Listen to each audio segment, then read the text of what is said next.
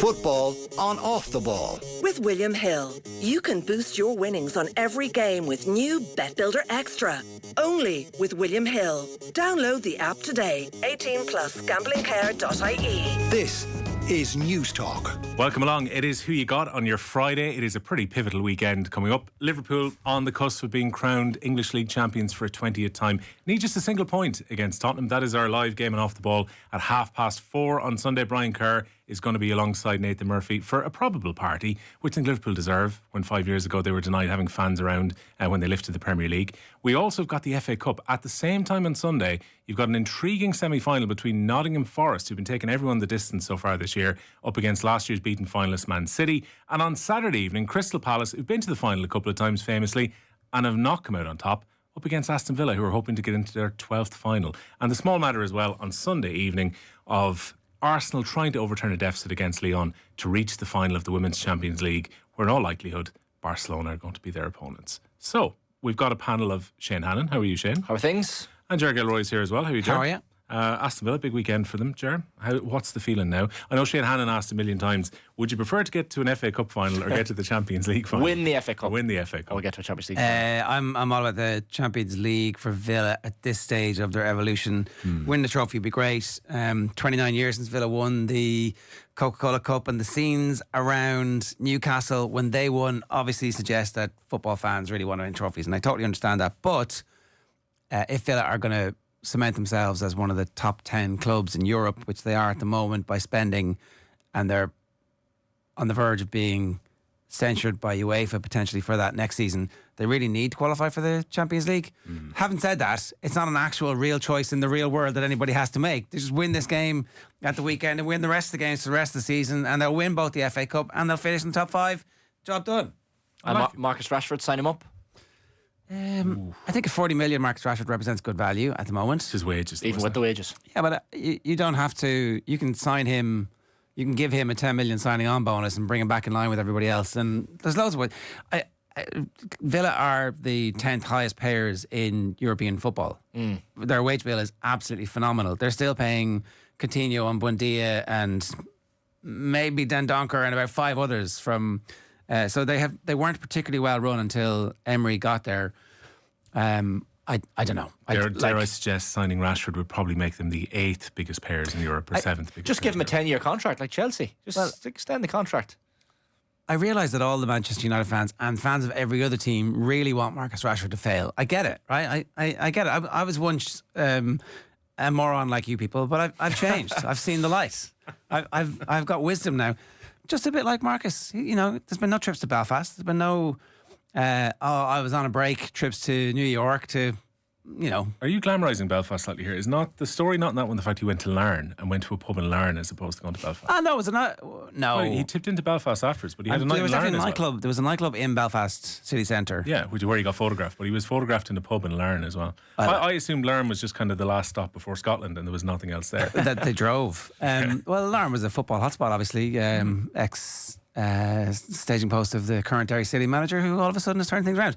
Look, I think that Rashford's performances have got continuously better since he arrived, and I would be interested to see what he would do somewhere at Villa with a pre-season, and given the confidence of a manager who is clearly as progressive and intelligent as Unai Emery. Whether or not it's good value at the wages, I suspect they wouldn't be paying him the same wages. They would pay him a lump sum up front to reduce the wages, which is exactly the same thing, right? Like, let's not make any bones about it. You're going to be backing up the Brinks truck of cash to Marcus Rashford, and he still has the ability to influence games.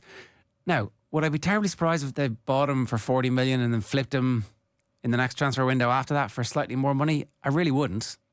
Like, what's Rashford actually worth on the transfer market at the moment? Probably around 40 million, maybe. Yeah, I think 27-year-old English. Yeah, the English brings him up about 15 million as well, his nationality. But I think United fans don't wish him well currently because he's playing for a Premier League team. If he was all way off, banging them in Germany or Spain or wherever, I think United fans would have a bit more grace about him. But he's at a much better club right now than Manchester United, so he's actually gone up in the world a little bit. Whereas United fans are left with the. Would you not qualify that as he's at a much better team than Manchester, but not a better club? Well, yeah, much better club. What are you talking about? Better team. Sorry, the Villa owners know what they're doing. But traditionally, a more, historically, a more successful club perhaps in Manchester United. I mean, historically, historically. Yeah. But, Rashford says he wants Champions League football for next season. That could still be at Old Trafford, which is crazy to say if they win the Europa League. So maybe he will come back all of a sudden and be playing Champions League football at Old Trafford next season. But look, United fans don't really want to see him back. Is there no bit of this that reflects badly on Ruben Amorim? No part of like walking in and going, okay, I've got Casemiro and him who were both in America the same week. I'm going to make an example of Rashford. Is it? And I presume it all depends on what Rashford was doing or not doing in training. Well, that's what do you expect Amorim to do? If Rashford is showing... Well, why is Unai Emery able to get him to train? Well, so he's been at United his entire career, and all of a sudden this manager comes in. He's clearly not getting along with him. Maybe they don't see eye to eye on where he's going to play. They don't see eye to eye on his social activities, and yet it's a change is as good as a what's the phrase? Arrest. Change is as good as arrest. A bit of strange. Yeah, essentially. And he's not far away from his home in Manchester. I just think he's thriving under Emery. Emery's a good man manager as well. I'm not saying Amorim isn't, but he has moved to the Midlands, by the way. Has he? Yeah. Yeah. He's over there. And you do wish the agents would shut the F up the week of games where there's a massive game and you're like, oh, I want to play Champions League. It's like, well, if you scored again against Man City, the Champions League, that wouldn't even be an issue. But after the Man City game, this comes out. So you do feel like there's still some bad advice going on when it comes to public pronouncements. It was interesting in the public pronouncements, which I've just criticised, that he doesn't want to go to London. Which really narrows it down, because Spurs would spend money potentially in the summer under a new manager. Chelsea would have the money to spend, even though they don't sign players of that age profile. He's not going to Man City. He's not going to Liverpool. Yeah, so really, It's surprising there's a lot of good nightclubs in London as well. So maybe this is the whole point. Maybe this is the maturity you're talking about. But I think Marcus Rashford has a checkered past, which does involve taking on the Tory party and Boris Johnson and feeding children. Fair play. Feeding starving children, which everyone's like, oh, what a scumbag this guy is. He's so self-regarding. Look at his fancy clothes. What an asshole. Feeding the starving children of Britain while nobody else was standing up for them. Sorry, it's more so the on-pitch stuff. The off-pitch stuff, he's obviously a hero. His on-field stuff, I was surprised that he started the game against PSG ahead of Ollie Watkins. It felt like that was made for Ollie Watkins. But he did spark the second half revival. So there's something there. Is it worth the 19 million a year that he's getting? Seems like a lot of cash. It does seem like a lot of cash. But if Villa are still paying Philippe Coutinho a boatload of cash at the moment. You'd forget that, wouldn't you? So if you get rid of Coutinho and you get rid of Emi Buendia, that's basically the difference between paying or not paying Ollie Watkins, or Rashford. So I don't know. Let's let Coutinho be a cautionary tale when you may well have to pay people after you've put them on big wages for a long contract, and it felt like a snip at the time. Not Casemiro. This is true. This is true. Well, at least, Or any of the other ones that Man United have. It's mad to me that Rashford is like, let's come back.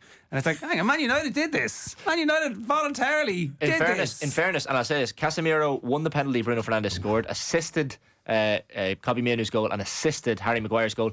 And if United do win the Europa League, what's the Champions League worth to them for next season? And all of a sudden, Casemiro's wages, he's kind of paid them off with those three. Okay. Brilliant signing. Yeah, absolutely brilliant signing. Right, let's have a look. 10-man Lyon, that's his level. That's United's level, in fairness, yeah. Let's have a look at what happened on matchday 30 then. I didn't really want to look at this because Mick had a really good week. 2 exact scores and 3 results on a weekend when everyone else did pretty badly. Mick gets 5 points. Kathleen with 4. You've also got Nathan getting 4 and Phil. Owen got 2. Owen by proxy, which I think was Emma last week, doing his picks. Ger got 2. I got 1. Colin got 0. John got 0. And Shane got 0. So what happened, Shane? It's a howler of a week, to be honest. I went for a couple of draws. I went for Villa Newcastle to draw, Spurs Forest to draw. I went for Arsenal to beat Lyon, just to talk you through how abysmal my picks were. I also went for United to beat Wolves, but the pick was made in advance of United getting through that Lyon tie. And if I'd known United were going to be throwing the kids out and have qualified for the Europa League semi-finals, I would have perhaps gone for a Wolves win there. But look, hindsight is 2020, and it was a bad week. Alas, I think that was the danger of us doing it on Holy Thursday of last week, as opposed to waiting until the Europa League games are over. We threw a load of caveats into the show. We went, we don't know if Spurs are going to have a different manager by the time that this podcast is out. We're not sure if Manchester United will have beaten Lyon. And then I think they used all their energy there, didn't they? Yeah, and sure, look, he said he's going to play the kids for the rest of the league. So that's why we haven't put the United game in this week. He's playing off the league.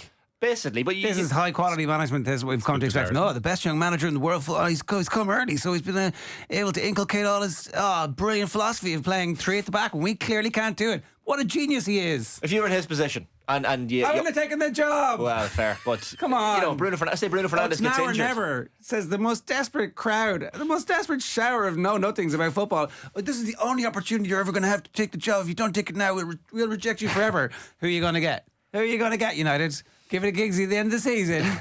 It's. I mean, dare I suggest this on the kids' side of things? Right, so they've got to try and beat Athletic Bilbao over two legs to get to the final in Bilbao. Yeah. So what happens if their league form goes off an absolute cliff and they can't rescue it in the Europa doesn't League? matter. It does. Well, if they can't rescue it in the Europa League, Yeah, like well, oftentimes that happens. You play a second team and then you're all in for Thursday, and then the They performance lose is match not- sharpness. Yeah. I don't know if the match sharpness. Like I think in training these lads are keeping up the relative sharpness that they need, and like you know, if someone Training the got house down, Shane. They're training the house down. they're training well. I heard they've a good, Yeah. good winter. But no, you cannot risk anyone. I know, and he took Bruno Fernandes off the bench. He's played a few of these big name players that will feature against Athletic Club, but it's not worth the risk. United have to win that Europa League, and ultimately they'll get to the final. And Spurs will probably beat them in the final, and then United walk have out the door. Second leg at home again. How's that They happen? What's this? There's a reason for it. It was the draw. I think it was the draw. The hot balls. Yeah, exactly. It's how they picked out of the hat, you know. Yeah, Bodo Glimt getting no respect here whatsoever. Spurs already in the final, Well, according sorry to to Shane. Bolo Glimt, yeah. in What a fairness. Glimt have played football for 19 months in a row. Yeah, sure, Yeah. of course their season And they're is going to get to summer, yeah. 23 months in a row, I think, by the end of the season because of this. Insane. And there was also snow at the side of the pitch for the Lazio game just a few weeks ago. You wouldn't rule them out. The fact that they have an artificial pitch, Yeah, they're so that's- used to it. Spurs have to go over there, and then they don't care about scary atmospheres. Not saying North London is one, but you know, to go to Lazio, to have the game won, then to lose it, and then to come back and win on penalties in that atmosphere in the Olympico was fairly impressive. If Ange, I mean, I've been Ange's last supporter. If he can't get this done, you're like, oh, Jesus, Ange, really? Come on. They'd be out the door. But the history is littered with teams like Bilbao reaching semi-final and then choking because the home final is there for them. Yeah. Like, it's so rare that teams end up winning in their own stadium because the carrot and the expectation is so much.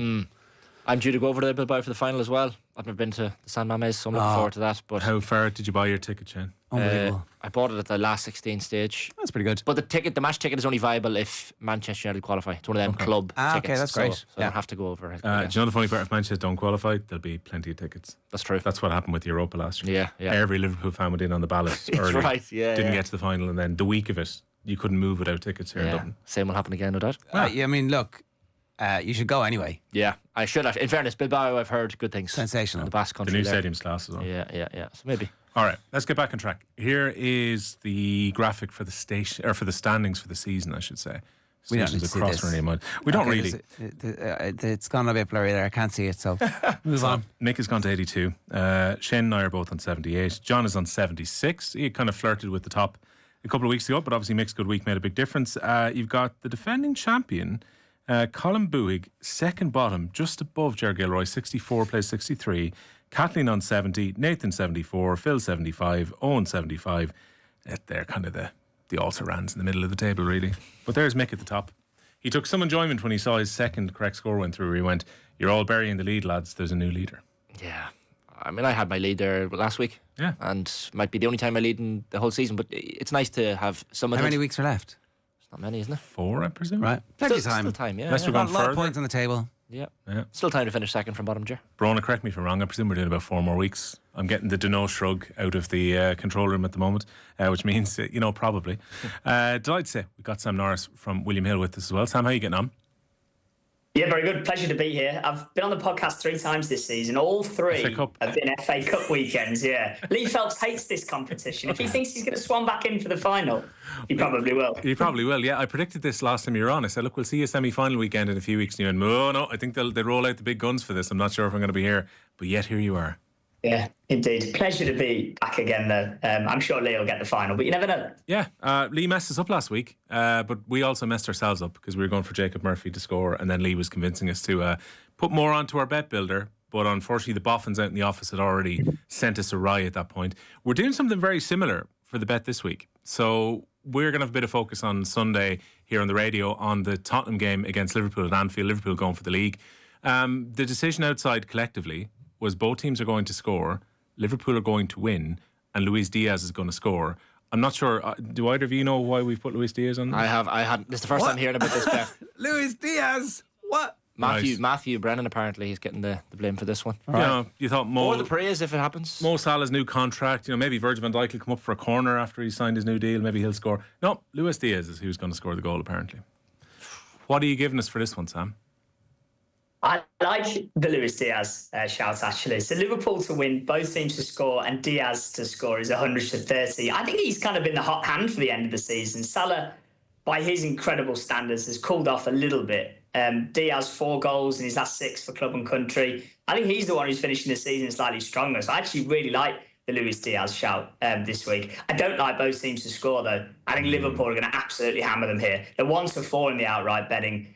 I think I'd play handicaps here. Liverpool -2 is 8-5. That's win by 3 or more goals. But I'm a Wolves fan. Saw Spurs a couple of weeks ago when we beat them. They look a very, very sorry side at the minute. 18 defeats in the league this season. Only the bottom 3 have got more. Obviously, they've got the Europa League, as you lads touched on, to focus on that clash with Bodo Glimt on the horizon. I think Liverpool are going to iron them out here, and I think they're going to win the title in grand style. So I'd be looking at the handicaps, -2 at 8-5, I think, for Liverpool for me. But really like the Diaz shout. I think he's been their best player over the last few weeks, and you're always going to get a bigger price on him than you would do Salah. You are speaking my language, by the way. I've gone for Liverpool, I think 4-0 when we get round to the predictions in a few minutes' time. I reckon similarly, the pressure is now off, at least the way I see it, Sam, after what happened midweek. So Crystal Palace meant it's only a draw that Liverpool need. So any nerves there might have been of trying to win in front of their home crowd, I think that's relaxed. I think once the first goal goes in, Spurs aren't going to put up much of a fight, and Liverpool are going to be in party mode. Yeah, I very much agree with that. I think it will be a floodgate scenario. This is not a game that should hold any fear for them really anymore. You'd think, maybe pre-season or they've got to get a point at home against another one of the big 6 sides. It could be cagey, it could be nervy. I think this is a great fixture for Liverpool. I really do. So yeah, like you said, I think it could be a floodgate scenario. It could be a cricket score if Liverpool score early. And the betting kind of reflects that. 1-4 Liverpool, 17-2 Tottenham. There's a chasm between the two of them in the market. We've kind of gone cagey and nervy when it comes to our picks on the FA Cup semi-finals, which we'll get into in a little bit. A lot of us are expecting tight games. How are you guys pricing these? I'd imagine when we spoke last, Man City, even before the draw, were favourites to lift the cup. Are they strong favourites for this Forest game at the weekend? Yeah, they're odds on Manchester City at 8-11. But I think, pre-season, this fixture at a neutral venue, Man City would have been far, far shorter than this, getting on 1-2, maybe even shorter than that. So I think we are pricing in a good deal of respect for Forest as well. Forest obviously beat Man City the last time they played. That was early March. Since then, City have been unbeaten. I actually think they're playing their best football of the entire season now, Manchester City. I quite fancy them to win this game, even though I don't think it'll be easy. And 8-11 is probably a fair enough price. I'd put them in a bet builder with both teams to score. I think you've got to respect Forest and got to think that they can at least get a goal. And a couple of stats picks as well, which have been landing with regularity at the moment. Omar Mamouche has been a standout of all of City's January signings. He drew a rare blank in midweek, but prior to that, he'd hit the target 11 times in his last 5 games. So over 1 shot on target for him looks good. And Morgan Gibbs-White, who people often put in their bet builders, for shots on target, goals, assists. He does a little bit of everything, Morgan Gibbs-White. I quite like him to get booked here. He gets himself about. He doesn't mind a little whinge at the referee. He got booked in the previous round against Brighton. He got booked against Spurs on Monday night. So I'm lobbing a Gibbs-White card in the bet builder, along with Marmouche over 1 shot on target. City to win and both teams to score is 9-1. Gets even bigger with the 25% boost here at William Hill. Impact sub covers the player markets as well. But he is a real punter's pal, Gibbs-White, because he just fills up all the statistical categories. I know when it comes to the subs on the impact player, it counts if they say he's down as a goal scorer. Does that count as well? If I go for Gibbs-White, he gets injured early on and his replacement gets booked? Yeah, absolutely. It covers almost all of the player markets. I don't want to say all of them because there are a couple of exceptions, some of the more rogue markets, that players to score a header or to score these right foot, stuff like that. But the vast majority covered by impact sub, yeah. Does anything jump out for you in the market for the first of the semi-finals then? We've got a Aston Villa fan here right beside us in Ger who's been talking through his experience of Villa through the Cup and wanting to get into the Champions League. But how are you guys pricing up tomorrow's game?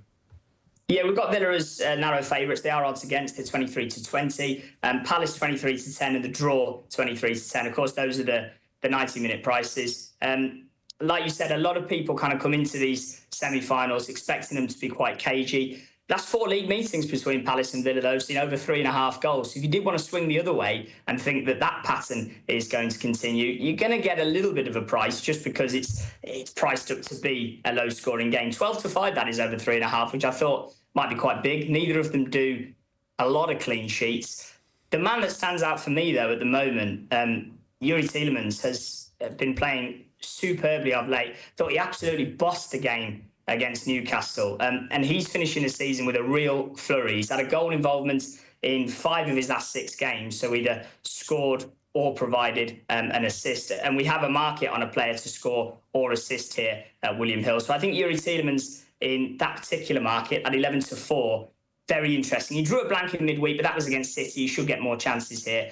I'm so impressed with his performance in the Newcastle game. I can't shake it, but the stats are there as well, a goal or an assist in his 5 previous coming into midweek. I think 11-4 Tielemans to score or assist here is a nice way in to this game. He looks a man in form at the minute, and I actually think it'll be more open than a lot of semi-finals are. Yeah, we should all apologise to Aston Villa for last week. I think pretty much a lot of us across the board were going for Newcastle to win because the form they were in. They were flying into the Champions League at that point, yeah. And then Aston Villa brought it all to a shuddering halt. Sam, it's been a pleasure. I've no doubt we'll see you back in a few weeks' time for the Cup final. Fingers crossed the gaffer gives me the nod. Thanks, lads. Good stuff. Of course, we got is brought to you by William Hill. Remember, you have to be over the age of 18. Visit gamblingcare.ie for more details there. All right. Yeah, I don't know. Again, you obviously watched that game last week as well, Ger. I was shocked. I didn't see the game, but I saw the result and thought, Newcastle are 5 wins in a row and we're absolutely flying. I thought Aston Villa probably licking their wounds after the defeat against PSG. Do you remember the first day of the season last year when Villa got absolutely tanked by Newcastle? The crazy game at St James. And Ferguson afterwards went, Villa, they're going to be great this season. And it was like, whoa, give him no more to drink. And it was like, he was totally right. Yeah. Those games against Newcastle and Villa have subsequently been tanked by them again, where they create a lot of chances, concede a lot of chances, and whoever's got this rogue shot efficiency ends up winning. And it wasn't really as one-sided a victory as it appeared.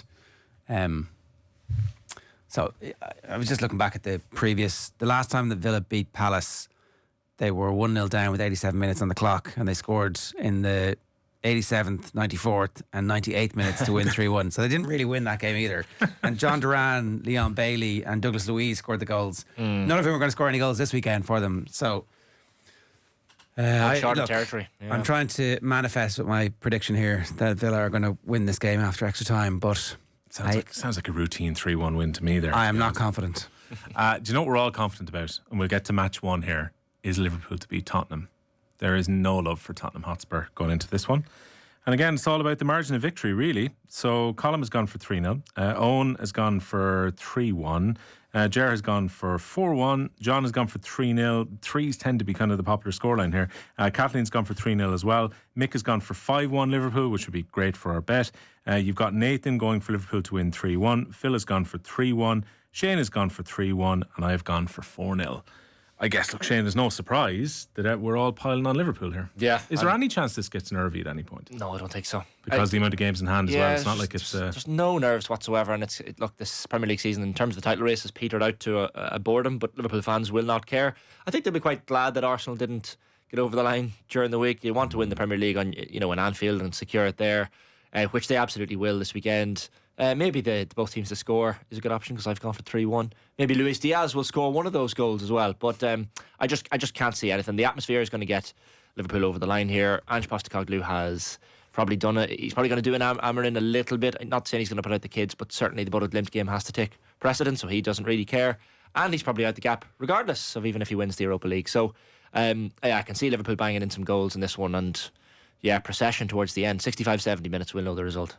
It's a funny old situation, Jer. I know you're kind of Ange's last defender here, but he could have done with some defenders early in the season. But 19 defeats if they were to lose at Anfield. Still a few games to go. It's a lot. It's remarkable. Here's why you're wrong. It is quite remarkable in the race for 17th at the moment. Look, they obviously are in a death spiral. And all of the things that were supposed to happen when the players came back hasn't happened. And yet their goal scoring record is unbelievable. When did they stop scoring goals? Because they must have scored a lot of goals early in the season. They were outscoring Chelsea about halfway through the season. I really enjoy watching the football that his team plays, right? I understand that it is currently not very effective. I do think that the injuries have taken a toll. And I think as well the constant attacks that Ange has faced and his inability to respond to those in a way that makes sense. It's like, yeah, we don't currently have a set-piece specialist on the coaching staff, but we are recruiting one and we will get one. That's what he'd say. It's like, no, I'm not doing it. You know, there's like a little bit of that bloody-mindedness that when you're winning games looks great, but when you're losing looks stubborn, obstinate, and all the things that doesn't really. He's stubborn to a fault. It doesn't work after the at game, a corporate level, you know. After the game midweek, my first thought, we're doing the predictions for Bank Holiday Monday, was no matter what happens to Spurs in the Europa League, Nottingham Forest are on this, bit of a dodgy form at the moment. Chris Wood hasn't scored since February. Basically, Chris Wood is going to score and Nottingham Forest are going to win. And then Ange comes out afterwards and says, well, actually, we played really, really well tonight. We dominated the ball. It doesn't matter. They lost. Yeah. And 100%. And like Jerry, you're saying you love watching them, but that's as a neutral. Yeah. If you were a Spurs fan, you'd be like, this is, I can't hack this crack. It does seem like some of the players aren't playing. Romero's already talking about going to Spain. Again, you really wish the players, you'll get your move to Spain. Your agent can make that phone call. It doesn't need to be public. So that really undermines. It's been the most Spurs season ever. Like Spurs do a Spurs. I think was Spursy entered into the Oxford Dictionary in recent weeks. I think it's become an official word. It's been in our dictionary for quite some time. It has, in fairness, in our vernacular. Would it be good or bad for them if they're in the Champions League next season? Really Good. It's good for anyone. Attracting players, the money, even if it didn't go well for them next season in the group stages, which it probably will. It'll be a new manager. Probably, yeah. Could be real excitement. Do you know? It would feel pretty Do they harsh to have sack him if he wins the Europa. Do they have the squad to play in the Champions League next season? Not currently. No. But they have to sign players and get rid of some of the dead wood. United would have to do the same if they won the Europa League. Do you know, both of those, like if you're finishing 16th, 17th in the Premier League, you cannot I possibly. suppose it's a stupid question, really. It does make it much easier to conduct that surgery on the squad quickly as opposed to having to wait. Like, it does look like Spurs' young players are very good and they have a good collection of 18 to 22-year-olds who, if you were to sprinkle in a bit of experience and guile and strength. And Mason Amelia to come, of course. Yeah. Maybe he'll be playing Champions League next year. It might be too soon for Mason, but yeah, you'd like to see the likes of him get some action next year. Yeah. Well, there you go. Bodo Glimt over two legs, all that really matters. They're going to get tanked by Liverpool at the weekend. But you can hear it live here on Off the Ball, where hopefully Liverpool will be crowned champions in front of us. We've got City against Forest, is the first semi-final we're going to look at in the FA Cup here, which is the exact same time, which I'm not sure about this decision to put them on at the same time. But anyway, they seem determined when fans are coming from up the country down to London. We're going to put it on at 4:30 and make it awkward to get home as well. But we're expecting City to get home and hosed here. Only the proxy picks through Emma for Owen has gone for Nottingham Forest to win 2-1. Elsewhere, we've got City wins across the board. So Colm has gone 3-1, Gerard's gone for 2-0, John has gone for the same scoreline. Kathleen reckons 2-1, Mick reckons 2-1. 2-1's very popular here. You've got Nathan 2-1, Phil 2-1, Shane 2-1, and Will 2-1. So a lot of 2-1s here, Gerard. I don't know if everybody got to see the full City Villa game during the week. Like, you add in Rodri, you add in Erling Haaland, you add in two other players to that team, they are brilliant. The kid they're playing at left back, they say, is actually a central midfielder / number 10. He is excellent. He's like he's got a gallop, he's got a pass, he's got a tackle, he can head the ball, and he's free. Oscar Bob is not playing any football at the minute because he's obviously coming back from the injury, and they haven't really seasoned him back in just yet. And they could easily sell Phil Foden and the team. They could sell Foden and Grealish and finance signing, I don't know, Nico Williams from Bilbao and hoisting the centre-back from Brentford? No, Bournemouth. He's available for 50 or million. 60? 50, yeah. And you just see them going straight back to where they were. Like, I think Marmoush has been excellent, and I think Marmoush looks like he could be able to play with Haaland. So all of a sudden you've got loads of different things you can do. The Villa put on Disasi at right back, and Pep went, I've got somebody who can skin him. And lo and behold, in the 94th minute, they had somebody who can skin him, and they won. Like, I just think there's a lot about this. There's a lot to like about City's rebuild happening in real time. Obviously, a cost of, $250 million. Yeah. Or whatever it is so far, just this season. It feels like they've turned a corner, Shane. Now, Sam mentioned earlier about the Nottingham Forest win against City. That was the City who were coming out of the January window at the time. I think it was off an international break. And also on top of that, this was a game played at the City ground as opposed to playing it at a neutral venue at Wembley.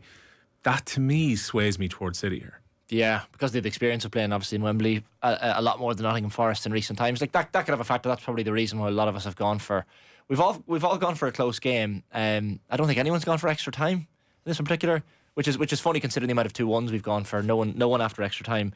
Aki and Stones obviously to come back into that City defence as well. In fairness, so like when you look at the strength and depth, maybe the death knell of Man City isn't quite as accurate as we all thought. We were all like it's over. Yeah, I don't know. I actually think they moved Guardiola to centre back. I think like he's still only 22. I think that's his best position. Leave him there and get rid of the 12 centre backs that you've been playing at right and left back. They've only one actual fullback at the club at the moment. Everybody else is reconstituted from something else. It's like maybe if he signs some proper overlapping, underlapping fullbacks. I don't know. Pep knows what he's doing. For some bizarre reason, Pep has never liked the left back though. He loves to convert players rather than buying actual left backs. Is Pep going to go out on a high with an FA Cup? Is he? I think he's gone this summer. No, I'm wondering. You know, I've changed my mind on this. I definitely felt that way earlier when he was scratching his face off, but which was bizarre. Yeah, well, like obviously he had stuff going on in his private life, and that all seems to have been resolved. So you know, if you were to give up your marriage because you wanted to stay in Manchester and then also to leave Manchester having lost your marriage, it would feel like that was a bit stupid, wasn't it? Yeah. So I suspect he's going to rebuild, and again, I don't know if you saw during the week, it looks like it could be next year before we find out what the end of the charges is. Yeah, APT trials in October or something, isn't it? Like this is going to drag on. But that's part of the reason why I thought maybe a couple of months ago, maybe Pep has done Klopp and told the players, and the players already know that he's going to leave at the end of this season, and they're putting one last push in for a trophy for him. But I don't know. It would be a strange time to leave. If you want to leave a legacy, you don't leave when the club's about to embark on the most turbulent off-pitch era of its existence. I reckon if Pep was going to leave, he would have signed a shorter contract. I think if Pep was going to leave, Haaland wouldn't have signed the long contract he did. I think Haaland would have waited, would have seen what happened in the summer. He was in no particular rush because he still had a couple of seasons left. He still had his release clause, so the pressure was more on the club to get that deal done. Yeah. And I'm sure a big part of that sell was Pep Guardiola staying, Hugo Viana is going to come in, he's going to be buying new players this summer, we're going to rejuvenate the team. We've already bought players in the January window. I don't think Pep would have signed that deal unless he intended to stay for a bit longer. Where would Haaland go if he was to leave? Real Madrid or Barcelona? Well, he can't go to Real Madrid, really, can he? Now? I mean, well, I suppose Mbappe and Vinicius shouldn't be playing in the same team, but they are. Yeah, well, I suppose the solution to that is Vinicius ends up in Saudi Arabia for a season at 350 million, and everybody's happy, and then he comes back to Europe, having banked a lot of cash. It would be peak Real Madrid to put the two players of their generation, Haaland and Mbappe, up front together and just work out where it goes from there. Could they play together? I don't know. I really don't. Yeah, well, it's a bit like the Haaland Marmoush. No one thought that they would be able to play. I certainly didn't think they'd be able to play alongside each other. But I think Marmoush can play wide in the left. Though. Yeah. And as a 10 if he wants, and like every kid under 10 would all of a sudden support Real Madrid if they had Haaland and Mbappe. I mean, kids just support players nowadays. Imagine they had the two most bought jerseys presumably in the world. It's Florentino Perez's dream to have the two of them together. The thing is, if Xabi Alonso ends up becoming the Real Madrid manager this summer, a lot might depend on what happens this weekend in the Cup final in Spain. He doesn't play a system that fits the forwards that they have. No. At all. He uses wing backs high up to give width. But maybe he's not as stupid as Ruben Amorim and saying, I can only do this one thing that I've got to there and I'm never going to do anything else ever. Yeah. And if you don't like that, don't hire me. Oh, you hired me. Shit. What am I going to do now? I think if Florentino buys you Haaland as well and he tells you you're playing 4-4-2, you'll probably play 4-4-2. 100%. You're going to, and if he has ambitions, which I presume Xabi Alonso does, of managing Real Madrid, I would think so. Yeah, just accept it and deal. Or you wait. Like he could take the Spain job and come back and do this, and he could wait until Florentino Perez is gone, and the reaction to this will be, okay, we're going to sign players to work to a system that is flexible. But what if you take the Spain job and they stink the house out of the major tournament, and all of a sudden your pedigree isn't what it was? Spain are going to win everything for the next 10 years. But that's the problem. The pressure is, and if they lose finals or semi-finals, it's a failure. And all of a sudden, is his stock as high? Probably. I mean, like, that's not a bad showing, but still, You want to be winning major tournaments to get the Real Madrid job. Yeah, it seems almost obvious at this stage. Don Carlo steps aside. Xabi Alonso goes, we gave Leverkusen another season. It's time to move on. And he's the Real Madrid manager next season. Let's move on to game number 3 then. This is Crystal Palace against Aston Villa. And bonus points ahoy. Look at all these extra times in here. I almost mistakenly forgot to put down my extra time score yesterday. I'm glad I realised it last night before we got to this point. Sorry, you changed it. You didn't understand that it was the FA Cup game, that there had to be a winner, and we stupidly allowed you to cheat and get extra points in this. This is like crappy quiz all over again, Will. Yes, cheating by getting it in long before the deadline and pointing out to other people that they could use extra time. You say the deadline, officially, it was like no late entries accepted. And it was around 4 o'clock yesterday afternoon. Was there a bribe? I don't think so. Keane Fahey has been doing the graphics this week. He's not as open to bribes as Stephen Kisby-Green usually would be. So here are the predictions then for this one. We got Colm going for 1-0 to Palace. Owen, who is Emma, I think, is going for 2-1 after extra time to Villa. 3-2 after extra time for Ger.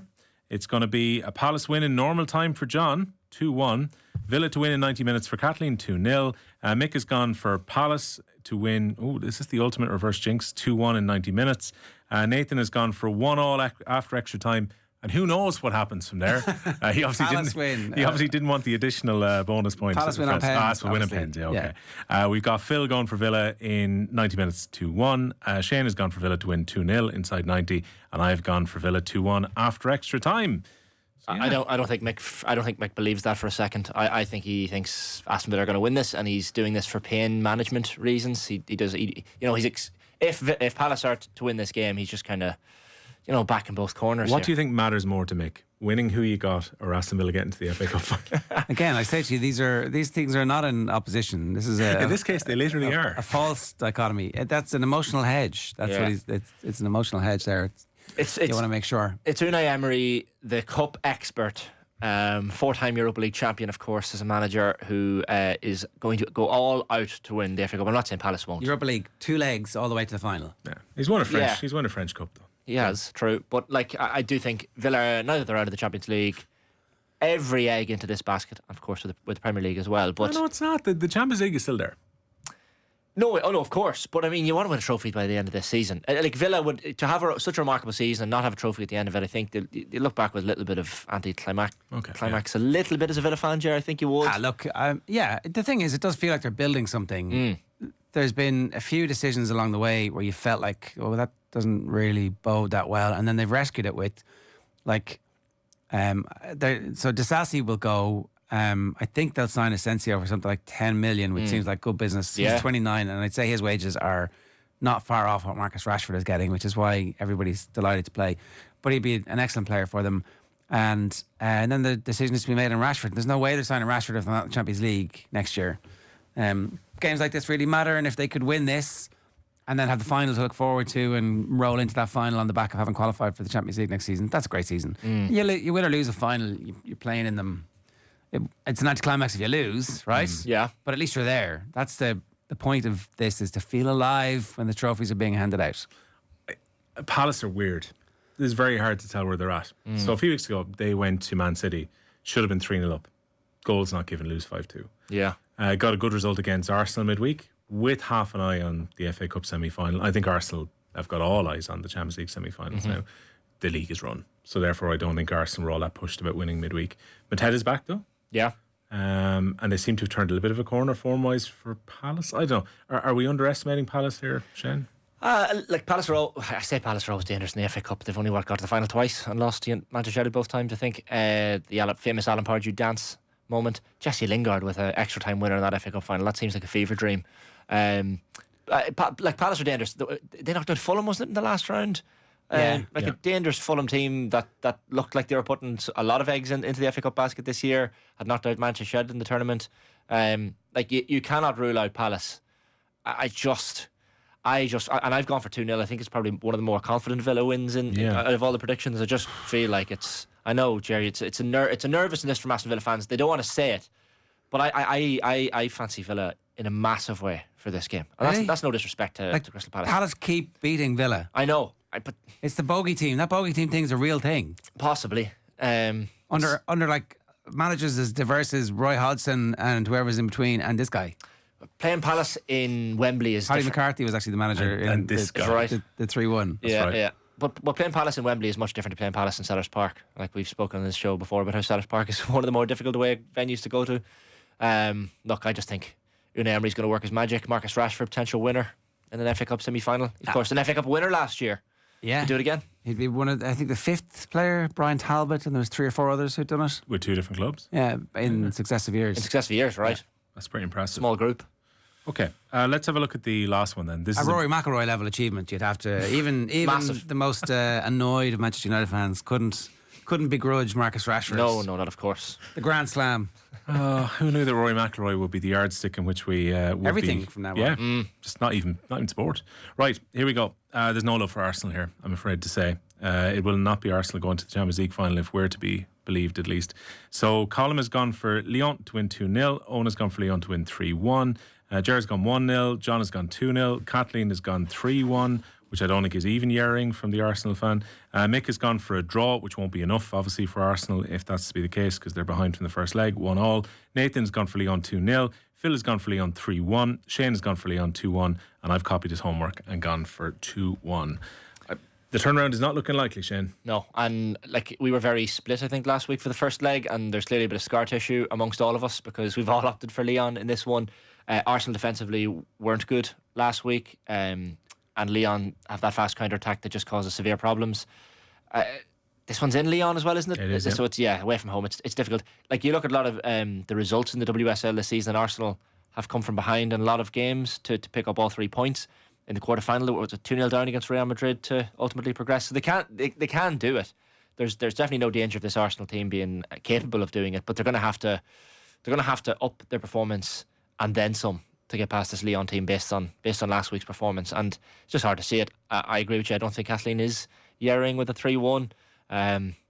It's going to be a repeat of last year's final. Essentially, Barcelona are going to get the job done, and you would imagine in France, especially, Lyon are going to get the job done here. So Lyon-Barca final again. Yeah, I saw the Barcelona-Chelsea game last weekend. Barcelona were just incredible against this Chelsea team who've broken the world transfer record twice in the last year, and they just hammered them.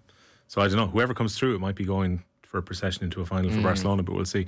No love for you for Arsenal to come back either, Ger. Arsenal had quite a bad season. It's just not like one of those a Spursy run to the Champions League final. Well, actually, they're not very good. A little bit, not quite the 19 losses type season, but yeah, they have disappointed. I'm thinking more Pochettino's Spurs. Yeah.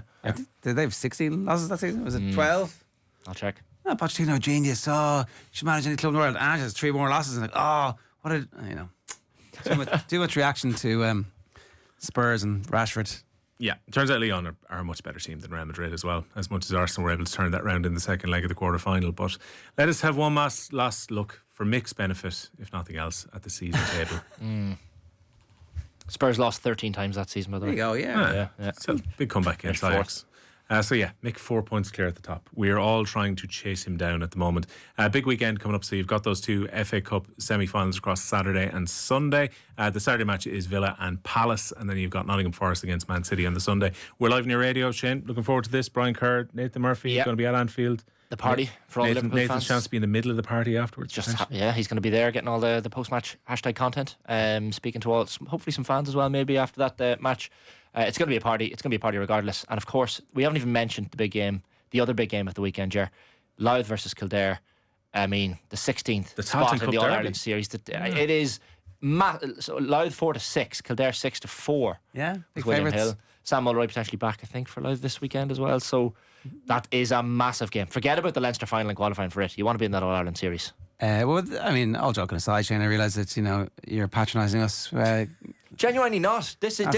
They spent 10 years in the nether regions of Division 1, and he's like, I'm going to look down on you and your football culture. No, not at all. No, we had a forward once, and you've got none. I think it's the biggest Kildare game since when? Since a couple of weeks insert ago. Insert game here. It's huge for both these teams. They were at the same stage last year, and they got beaten and got knocked into Talchin, and then about 2 man and his dog showed up for the games, which were in Hawksfield. They didn't even bother renting out home ground in Carlow that they knew no one would go to, so they put them on at their training ground in the Tailteann Cup. Not a lot of love for the Tailteann Cup in Kildare because they feel they're too big for it. Exactly, and I don't think the current management or players think they're too big for it, but the supporters do, and a little bit of humble pie over the last 3 or 4 years is probably what was needed so that everybody can rebuild. For what it's worth, Shane, Louth have been the best team outside of Dublin and Leinster for a few years now. This is a chance to go to another final. Their 20s are into a final from the week where they hammered Dublin midweek as well. Louth are on the crest of a wave. They are. Is it the first time in 100 years they'd be in 3 finals in Leinster? Yeah, I think you're right. Something ridiculous like that. Yeah. And look, the loser of this game is favourites for the Tottenham, probably. It is ridiculous that Offaly aren't in the All-Ireland series and that Clare are. It is ridiculous. Yeah. Offaly finished higher than Clare in the league. I understand everybody knows what the rules are heading into the start of the competition, but... So last year but the province thing was a whole load of nonsense. Yeah, I don't get it. So next year there's no connection between the provincial and they've broken that. So it's the Kerry system next year, isn't it? As in the Kerry Championship system. So it'll be league positions, I think, that base it. I'm not sure. I have to go back and look at it. That's for next year, Ger. Could well change before we even get there. But yeah, that whole idea of seeding provincial championships, and then if you get to a final in a province with 5 teams as opposed to a province with 11. If you get to the Ulster, the Connacht final, no, not Connacht. If you get to the Ulster final, just the Ulster final. If you're playing Ulster, you generally play in Division 1 anyway. Yeah, true. Or Division 2. So, well, that's an interesting way to end who you got. There we are. We will be back to you next Friday for week 32. See you then. Football on Off the Ball. With William Hill, you can boost your winnings on every game with new Bet Builder Extra. Only with William Hill. Download the app today. 18 plus gamblingcare.ie. This is News Talk.